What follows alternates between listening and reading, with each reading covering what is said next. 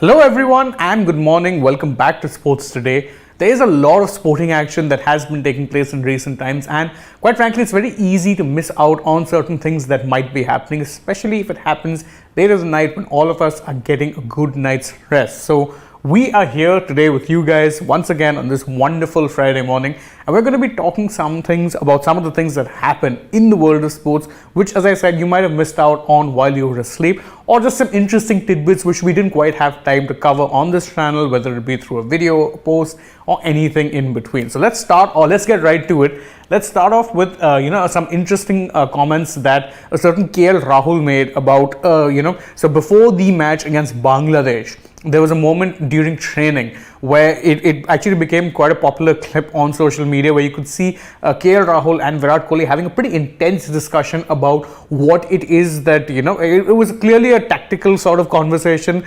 Kohli was giving plenty of advice, KL was listening very intently, and whatever advice it was, you'd say it clearly worked, because, well, KL ended up getting a nice half century against Bangladesh, and now in fact KL has thrown some light on what exactly it is that Kohli was actually talking to him about. In fact, in the post-match press conference, he was saying that, we were just discussing how Australia conditions have been a little different around this time. And he said that, we've come here previously, played test cricket, but this time around we found that certain pitches have been tougher to bat on, and how it's been more challenging. He also said that more than anything tactical, we were discussing mindset. So I was actually trying to pick his brain as to how it is that he's thinking out there when he's in the middle.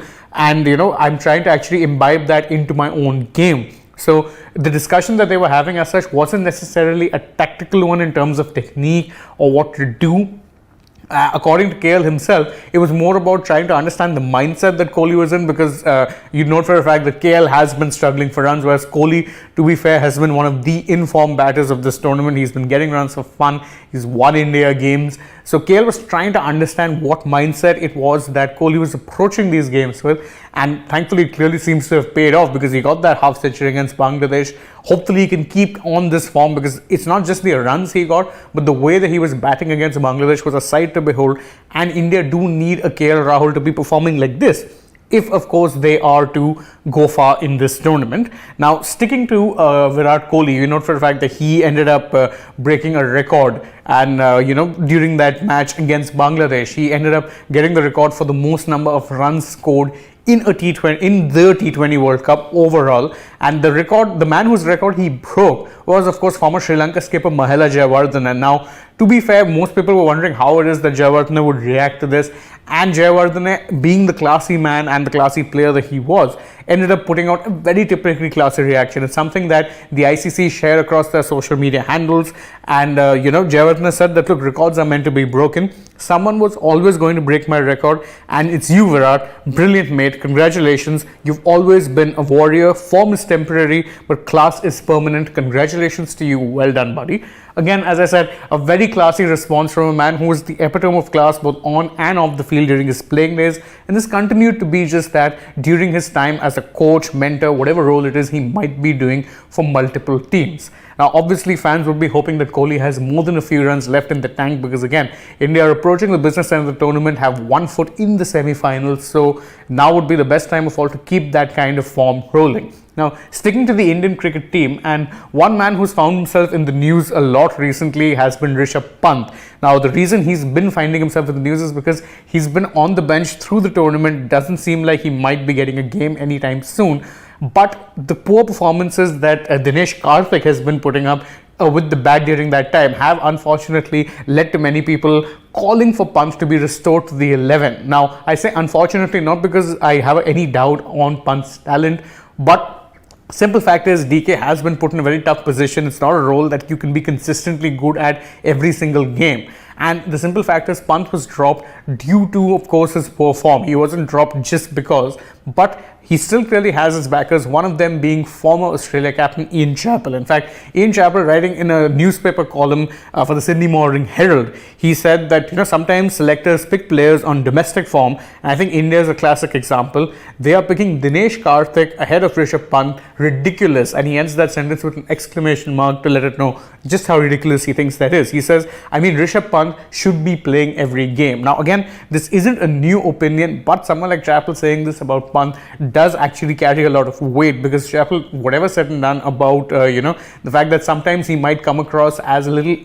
different, his takes, he can sometimes actually get things right. And one of the things that many people have been saying about Pant is he's a match winner, X factor, good record in Australia. Whether India will be tempted to actually change their winning formula, however, is something that remains to be seen, because so far they've shown a major reluctance to actually change things up unless it's absolutely necessary. Now, moving on from the world of cricket to the world of other sports, and specifically football. Now, Manchester United fans, look away, because your team ended up losing their final UEFA Europa League group encounter to Real Sociedad. That's not so much of a problem, considering the fact that they had already sealed their qualification into the next round. But due to the fact that they lost that game to Sociedad, it means that United will not, in fact, be topping their group. Why is that a problem? Because if you don't top your group in the Europa League, you will be getting to play one of the teams that get relegated from the Champions League group stages into the Europa League round of 32. That means that United will be playing the round of 32, and that means an additional 2 fixtures in the springtime post the World Cup. Not something that anyone at United will be asking for, but that's the way the cookie crumbles. They'll take it, especially considering the fact that if they can go all the way in the Europa League, they will be guaranteed a place in next season's Champions League, regardless of where they finish in the Premier League this year.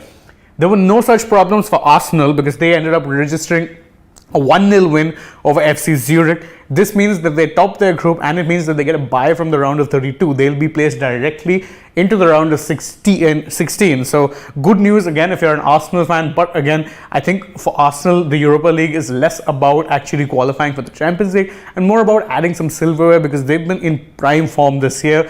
They're top of the league right now. They are also in the round of 16 of the Europas. They've been scary good, and it's only worth wondering just how much better they're going to be getting in the time to come. Now, sticking to football news, and this one was a bit of a doozy. It came from out of nowhere. Gerard Pique has announced his retirement from all forms of football. I mean, it came from out of nowhere, because not only has he announced his retirement, but he's also said that this week's game against Almeria, the La Liga match that Barcelona will be playing this Saturday, is going to be his final match for Barcelona. It came from absolutely out of the blue. There was no indication whatsoever that Pique was contemplating retirement, especially considering the fact that his current deal actually runs till the end of the 2024 season. Now, the case of Pique retiring here might just be a case of a player realizing his time is up, but it is something that does, deserve a bit of a deep dive. I'll be going a little deeper into the story, coming up with another video later on for you guys. Stay tuned for that, of course. But it is very, very shocking, because it's come from absolutely out of nowhere. There was no indication that it will be happening, and there's lots to dig into. So stay tuned for that video. We'll be discussing a lot more of that later on. And moving on to another bit of sporting news, tennis news. Now, Novak Djokovic and Carlos Alcaraz are two of the favorites in the Paris Masters that's currently ongoing, and both have made it to the quarterfinals. So there's a very good chance that you could be getting to see them face off against each other soon enough. But in the quarters, they'll be taking on different opponents. Djokovic will be facing Lorenzo Musetti, and Alcaraz will be facing Holger Rune. So keep an eye out for those matches. And considering the fact that the tennis season is also coming to an end, remember, Paris Masters is one of the few major tournaments before the year-ending ATP final. So keep an eye out for all of that. There's plenty of things that in the tennis world also there would be interesting or exciting to watch out for. And I'm looking forward to these two getting to face off this time around, if of course we get that far. And that's our morning update for the day. I hope you all enjoyed this video, and if you do, please don't forget to show us your love by liking the video, sharing it with your friends, and subscribing to the channel and tapping the bell icon if you haven't already. Then you can also leave us a comment and let us know which is your favorite news item of the day, or how you feel about any of these particular developments. And don't forget to follow us on Twitter, Instagram, and Facebook as well. Last but not least, for all of the best sporting updates and interesting content from the world of sports, don't forget to download the Sportstek app. Thank you all for joining us. As always, I've been Shane Dias, and I hope to see you all with us through today. But for now, goodbye.